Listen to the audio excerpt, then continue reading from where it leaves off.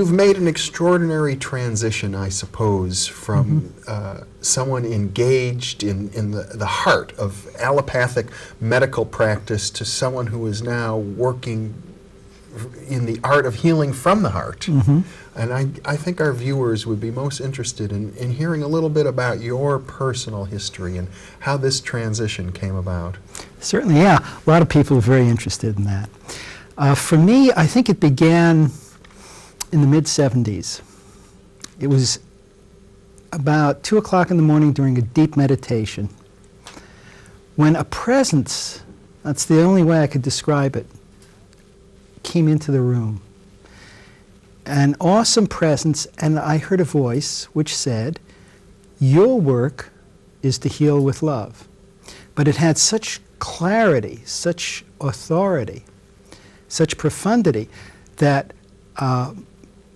tears started rolling down my cheeks. And I said, so I'm worthy.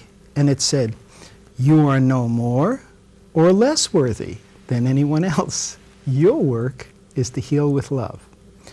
And I just sat there, really awestruck. But I didn't know what it meant, because I was in a busy practice in San Francisco. And it wasn't until a few years later, when I was at a conference, and I had assigned to me a roommate who, as it turned out, had metastatic cancer. It metastasized to his lungs, 10 baseball-sized lesions in one lung and 7 in another, one kidney completely obstructed with cancer. In the middle of the first night, he woke up and he started moaning. He was in a lot of pain.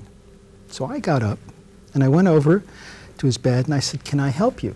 And he said, "Anything, mate." He was Australian. "Anything, mate." So I had no medication. So I sat down beside him and I spontaneously visualized a radiant ball of light, a sphere, a shimmering sphere of light above my head. And a beam of light dropped down through the top of my head, down to the level of my heart, out my arms, and then I put my hands on both sides of his chest and recreated this radiant sphere of light between my hands. Just imagined it there. And I just held it there for about 3 minutes, and the pain seemed to disappear. He started to breathe more easily, and he said, "Oh, the pain's gone, mate. Thank you." And he went to sleep, and he slept that night. And in the morning, when he woke up, he said, "You know, Doc, you're really a healer." And I thought about that, and I said, what happened? I can't explain that from my medical experience, but something very profound happened that night. Anyway, to make a long story short, he left and he went to Boston for chemotherapy shortly thereafter. I lost track of him. That was about 11 or 12 years ago. About a year and a half ago, I met him at another conference. He was singing songs. He was a composer of children's songs. And after his show, I went over to him, asked him if he remembered me. We hugged. There were some more tears. He said, "I was going under that night, mate, and you pulled me through." And his story was that he got fed up with chemotherapy. Now, I'm not advocating this, but he pulled his IV out. He said, "I'm finished. I don't want this anymore." And he put on headphones and he listened to some guided imagery along with some classical music. It was Bach and Mozart.